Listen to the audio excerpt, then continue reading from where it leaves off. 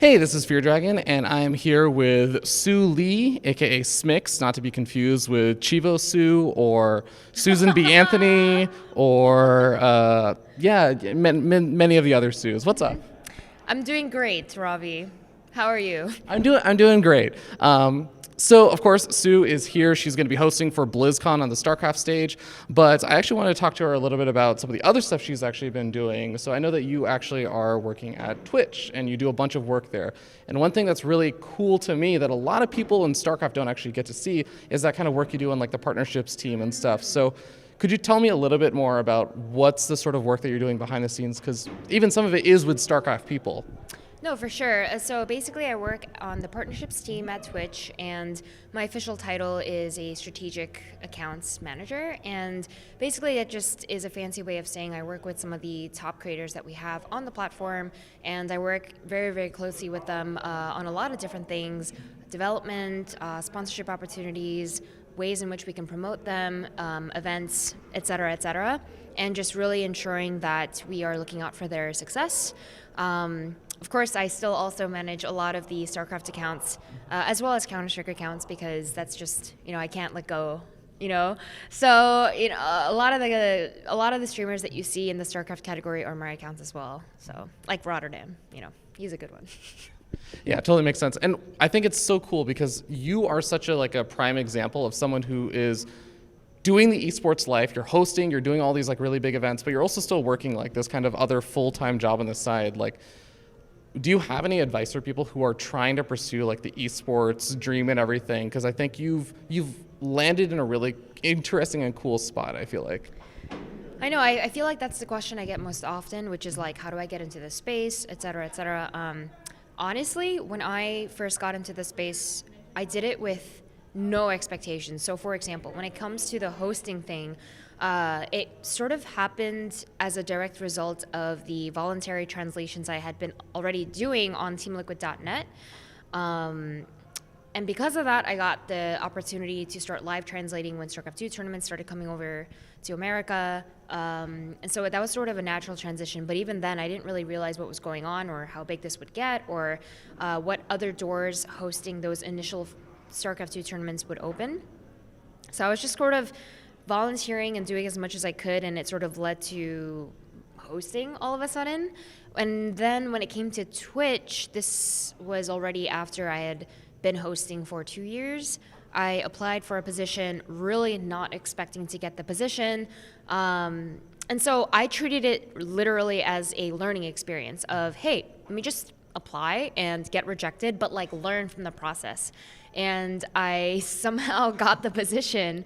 So I feel very, very fortunate and blessed. What I would say is keep working really, really hard at whatever it is that you do, but make sure that your intentions are genuine. So for example, I think Ravi is a really good example of someone who is clearly very passionate and doing all that he does in StarCraft 2, not because he's trying to get something out of it, but because he cares and he really loves North America and Neeb. Yes, I have 2 posters that are larger than him now. That is only slightly creepy. But my point is, make sure your intentions are good, because if you're trying to get into this space for some different kind of motive like fame or money or something like that, I think you will be sorely disappointed. But if you're genuinely interested and passionate and you sort of pursue that in different avenues, whatever fits your interests best, then I think you'll have the highest chances of success. That's awesome and a really cool answer. But I think one other thing that I think is really interesting about your specific situation is you are managing these totally different lifestyles of being the host that has to travel around. I mean, I remember you spent literally lived a month in Europe basically for working different events and everything while you're working the Twitch job, and you have a social life outside of it and everything, and you've been going to the gym and everything. How do you literally manage basically things that I think a lot of people cave under just the pressures of handling one of those things?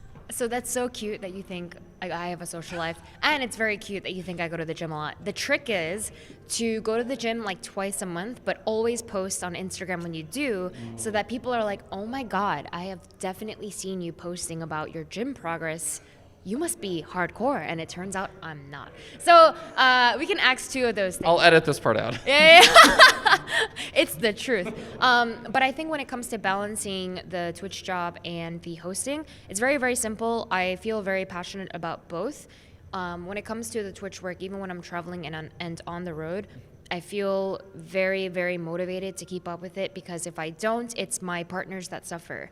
And the last thing I want is for something that I don't do or do to cause any sort of harm or cause some people I work with to miss out on opportunities because I wasn't sort of being on top of it. So it's really easy for me to stay on top of the Twitch work, because all I think to myself is, if you don't do this, then they're missing out on potential opportunities and you're hurting them. And that's all the motivation I need. And then when it comes to the hosting, I don't know if, I mean, Ravi's worked with me, so he knows the process that I have, but usually I do a lot of research as I watch a game. So it actually works out very well, because as I watch a game, then I'll be doing all the research in terms of the match that I'm watching, but it doesn't mean I really need to do much the night beforehand. So usually my process will be like, I do all my Twitch work the night beforehand, I do a little bit as I watch a game as well as needed, but primarily during the day when a tournament is happening, I'll focus all my energies into the games that are happening to produce the best interview possible. So I try to divide my energy that way. Yeah, I love that. And just having that sort of like way that you're giving yourself more time for other things as well.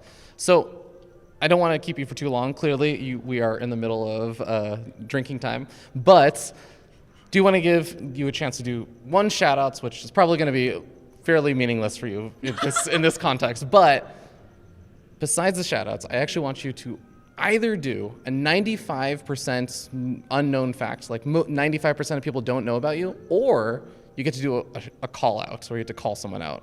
One of the two. Well, I'm definitely way too Korean to do a call-out. I was going to troll and just say I'll show good games tomorrow, but that's too boring.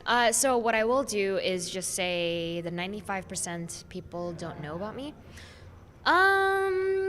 Before I really fell into this video game world, my first passion was volleyball. And so before I really, before my life turned into video game life, aka a degen stay-at-home gaming life, I was an outdoors person. I would go out and play volleyball. I played volleyball year-round. I would play beach volleyball. I played on my varsity team in high school. I was a captain, and then I would also play during the off season with like club teams and stuff. And then I stopped because I went to college, and then I got into StarCraft. Wow, I have absolutely zero faith in what you told me about not going to the gym now. But also, what position did you play? So I was an outside hitter, which, if you don't follow volleyball, it's like the person who hits from the left side if you're facing the net. So you're the wing spiker, I think? Isn't that like the... Okay. So maybe. Okay. It's the person, if you're looking, like the camera's the net. Yeah. I'm on the left side, hitting on the left side. I thought that was a position that the ace played, but okay, cool. Clearly I'm the ace. Boom, got him. All right, well, thank you guys so much for watching, and I'll see you next time.